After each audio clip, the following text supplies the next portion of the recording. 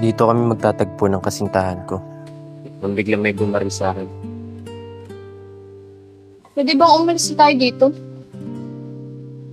Bakit? May problema ba? Naiihin na kasi ako. Sige.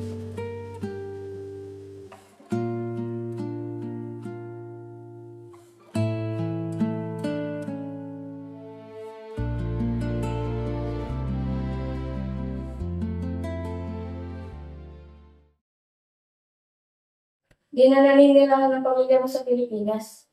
Simula nung nawala ka, pumunta na sila sa Amerika. Hindi nga nila alam kung buhay ka ba o patay.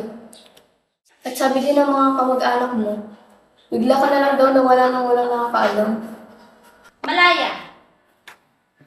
Ma, andiyan ka na po pala. Hindi ko naman po alam na darating ka agad.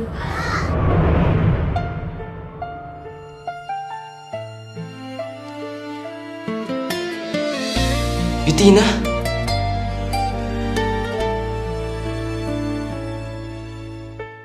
Pagdala na muna sa kusina. Ano siya? Mamamahinga na ako. Magluto ka. Okay po.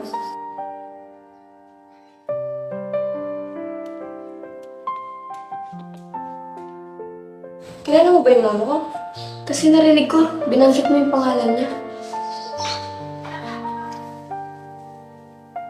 Siya ang kasintahan na kakatagpoy ko nung araw na pinatay ako.